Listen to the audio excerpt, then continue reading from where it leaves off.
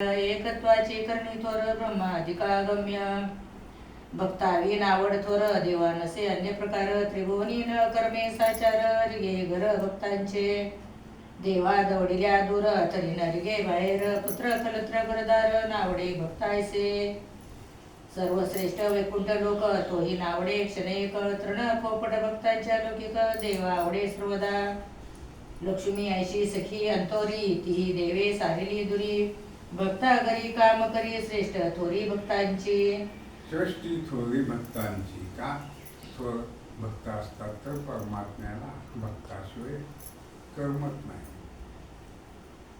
परमात्मा देव आणि देवची भक्त यांची एवढं म्हणजे अतूट नातं असतं की एक वेळ भक्त देवाला सोडून राहतील पण भक्तांना सोडून देव कधीच राहत नाही.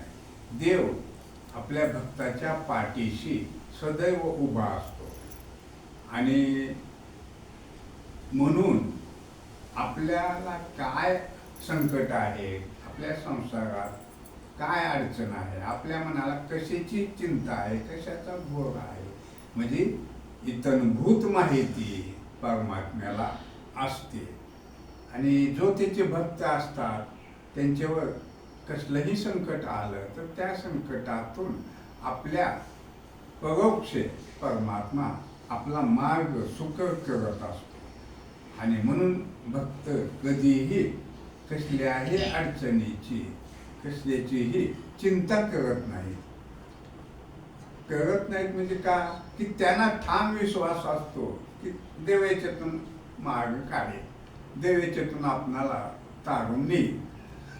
आणि त्यांचा हा प्रांजळ भाव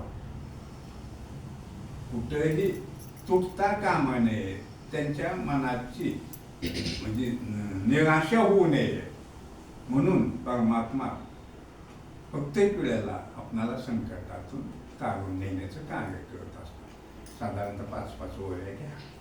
भक्ताची आवड थोर न जाणे अन्य प्रकार त्याजिले गणगोता सार वाही भार भक्ताचा भक्ताचे जात बोत प्रकार हे सर्व करुणी दूर वाढवी वेद भक्ती थोर प्रताप थोर भक्तांचा न सांगता सेवा करी दीन होनी अंतरी दवडिल्या न जाय दुरी ऐक्य प्रकारी मिनला यज्ञ यागे नवे वश वेदशास्त्रे अभिमान विशेष जप तपे करी काम क्रोध नाश पूर्ण विनाश हरिभक्ती भक्त बोल पूर्ण प्रमाण देव त्यांच्या सदा स्वाधीन मोक्षदास्य करी संपूर्ण घटित महिमान भक्तांचे भक्त बोल पूर्ण वेद मोक्षासन परम प्रसिद्ध भक्ती ज्ञानाचे नरेंद्र सती श्रेष्ठ भक्तची.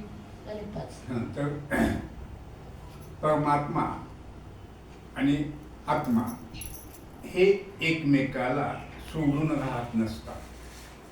आता सांगितलं की भक्ताच्या सदैव पाठीशी परमात्मा असतात आणि त्याला काय आहे नाही ह्याची ते चिंता करत असतात. आणि भक्तानं जो निश्चिम भक्त असतो परमात्म्याचा त्याला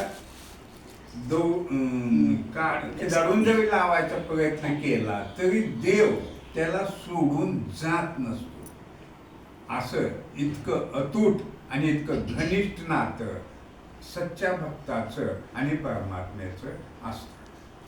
कर्म उपासना ज्ञान भक्त यांचे अधिष्ठान लहान थोर अधिकार पण कळतसे भक्ताला भक्त जगा अधिष्ठान धर्माधर्म फळे पूर्ण चंद्र सूर्याचे तपन भक्त प्रतापे सर्वदा जगाचे सूत्राधार असती प्रेमळ भक्त थोर उद्धार वद सामर्थ्य जोर से भक्ता जवळी भक्त श्रेष्ठत्व निस्सीम वजन वर्णवे यथाक्रम पदी माथा ठेवून मम तर्क प्रेम वर्णितो सावता भक्त प्रेमळ थोर देव साठविला चिरोनी उदर जीवन मुक्ते करी विहार देखे सकळ आनंद.